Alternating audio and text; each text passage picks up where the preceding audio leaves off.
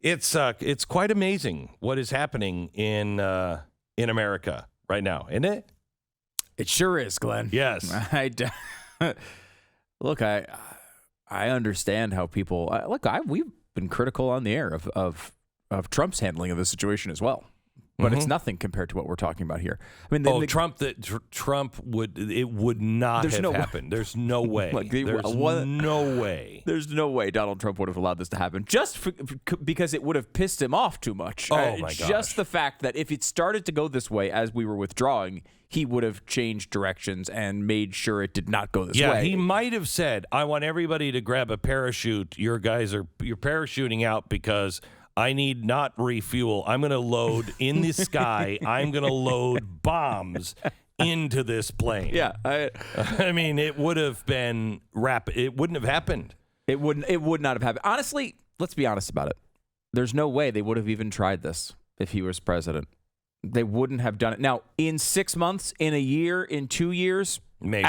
I think there's an excellent chance it would have happened eventually. And honestly, that was part of the calculus going in. Look, you negotiated a deal with the Taliban.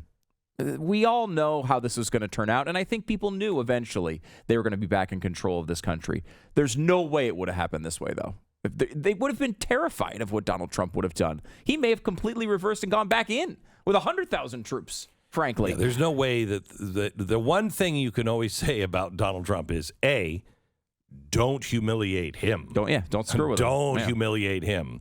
And don't humiliate the United States of America. If you are making him, the administration, and America look bad, he's going to correct that problem. Yeah. And this is a problem, too, that they knew about already. Listen to this. Listen to this op-ed. A group of religious warriors riding on captured American military vehicles vanquish a U.S.-trained military which relinquishes much of its power without a fight. Sound familiar? That's what happened in Iraq as the U.S. withdrawal of troops from the country at the end of 2011. Within 3 years, it took 3 years, by the way, an army of ISIS fighters was only a few miles away from the gates of Baghdad, blah, blah, blah. It was Vice President Joe Biden who had negotiated the Obama administration's drawdown from Iraq. The headline is, Biden deserves blame for the debacle in Afghanistan. The place I'm reading this from is CNN.com. CNN.com. This is so historically catastrophic that even places like CNN are acknowledging how bad it was. This is a guy who went through this himself, not that he can remember last week, but just a few years ago, went through this exact process and saw the same damage. And think about this, Glenn. We went through, the Nazarene Fund was born, your idea basically on a charity that was going to help rescue people from the results of this guy's last catastrophic foray into international affairs. And here we are again. Now he's the president. Somehow he got elected on that record and is in office doing the same thing, except worse, in a place where we were for even longer. I put a call in this morning to the head of operations for the Nazarene Fund, just to ask him, because he knows the Middle East. He lived in the Middle East forever, raised in the Middle East, and just to ask him, how can we do anything to help the women and children there? Can we help the women and the little girls that are now being taken by the Taliban? Can we help them? What are we going to do about it? Because, I mean, the people that we have left behind with really... all you had to do was wait until the winter. Just don't pull the troops out until January. At least it would give them some time. It would to get give their feet them set. 6 months to get their feet solid. Yeah. And we did nothing. We did nothing. Think about, Glenn, back when Donald Trump is president, names Brett Kavanaugh to be Supreme Court Justice. Yeah. And women all over the country show up to protest in their red cloaks of The Handmaid's Tale. Where are they today? What is happening in Afghanistan right now is literally the plot of The Handmaid's Tale. A theocratic regime comes in and takes women who were doctors and puts them into sexual servitude. That is the plot of The Handmaid's Tale. Joe Biden is overseeing it happening in a country that we could have done something about it in. And they does don't he care. No, they don't care. I don't see anybody out in their cloaks today. They don't care. This is the thing that all Americans need to understand. When they talk about global warming, they don't mean it. They don't mean it. You might. They don't. It's a money-making scheme. That's it. It's a power grab. That's it. If you trust these people to actually care about the environment, then let me ask you, why is Joe Biden's son and him in bed with China? They're building coal plants every week. They're opening new coal plants.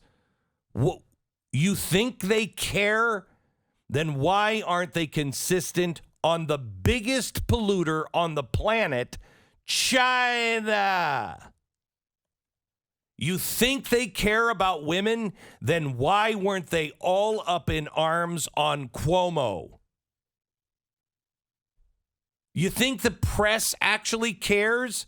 Why aren't they all up in arms about Cuomo? Why aren't they all up in arms about one of the worst abusers and dirtbags and a guy who's getting money from China, Hunter Biden? Why don't they care? You imagine if that would have been a Trump kid that they had one lost laptop? He's got two lost laptops. They don't care. All of this is to keep us fighting with each other. All of this is to divide us. They're not running to the rescue. I don't see anyone on the left wringing their hands going, good God, what have we done? What are we going to do to help these women and children in Afghanistan? Oh, well.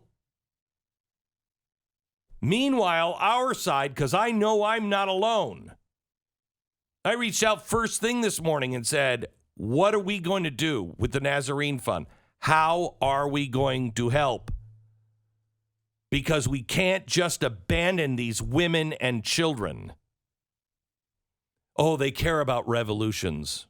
Oh, Facebook, Google, we really need to help and let the little people be heard. In the Middle East, yeah, they coordinated the Arab Spring. But as soon as the Cuba Spring happened, they shut it all down. Oh, I can't do anything. We are so helpless and powerless.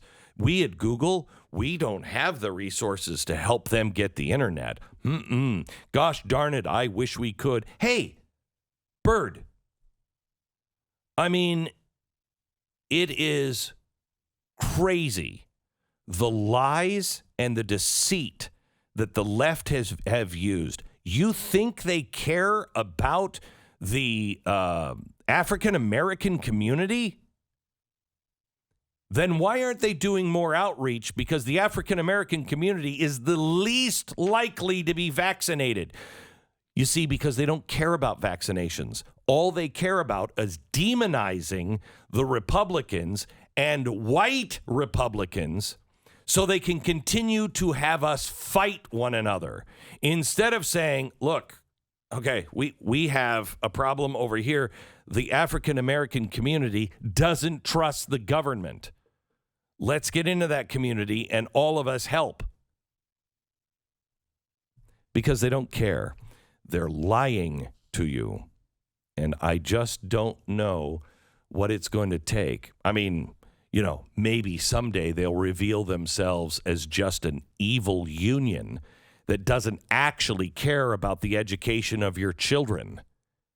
But I don't know what they could do to convince you of that. I mean, they'd have to, I don't know, keep your school closed because they wanted to force your children into vaccines and to wear masks. But that's not, even when you give them that, that's not enough. You know, they want to renegotiate their contracts that have to include redistribution of wealth. Not making it up. Not a joke. It's not a joke, folks.